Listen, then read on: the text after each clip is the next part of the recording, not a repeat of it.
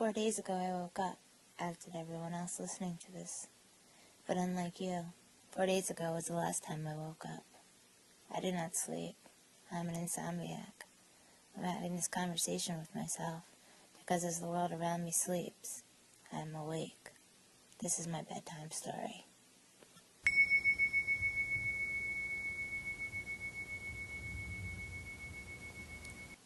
It's Friday, 4:37 a.m. After 4 years, I can tell that tonight will be the beginning of just the first night of not sleeping. This is usually how it works. On the regular nights, I sleep about 3 to 4 hours. But there's always twice a week that I don't sleep 2 days full, or sometimes even up to 3. This is just how it's been for me. For years I tried to figure it out. My parents said I never really slept as a kid. I wouldn't take naps, but I was always fine. And then I remember when it started, when it got worse, when 6 hours dwindled to 5 to 3, and then when the long, endless nights became days and days. I try to connect the dots. I try to understand why. I really try to sleep. I want to sleep. And it isn't because I'm tired.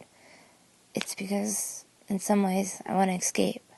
I want my brain to stop thinking. I want the rumination to end. It feels like there's one of those little mini rubber bouncy balls, and it just goes back and forth, up and down, all around my head.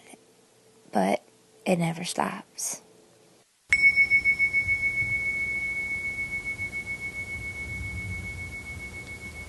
I've seen every type of doctor, specialist.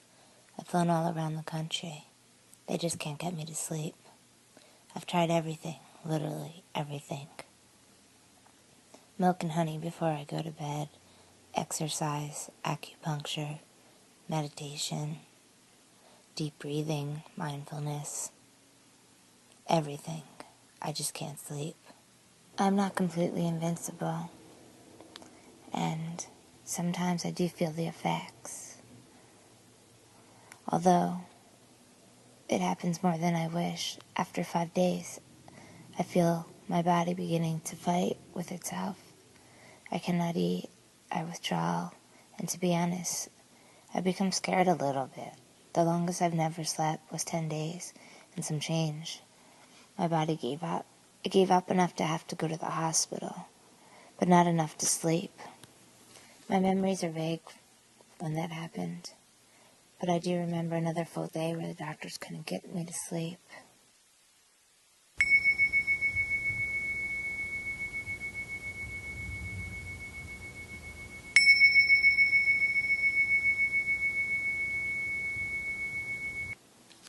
No, I did not fall asleep again last night.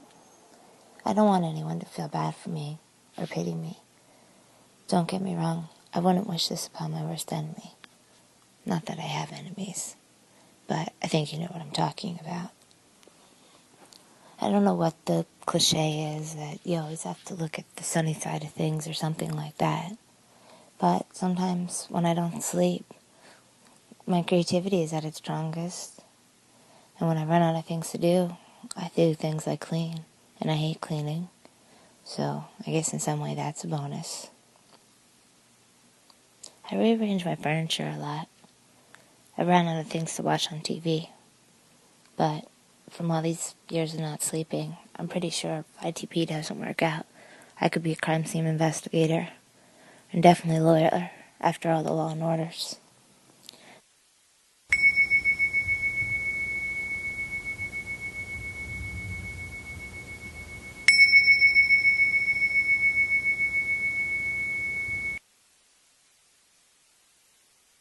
I've listened to what I've recorded the last few nights, and I realize both the tiredness of my voice and the story I'm telling you, it could sound kind of depressing.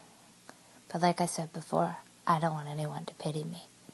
So I'll tell you a story, a bedtime story that's funny, that has to do with my sleep. When I was in college, apparently, which I have no recollection of, and this was one of my failed attempts of sleep medication, I woke up in my sleep.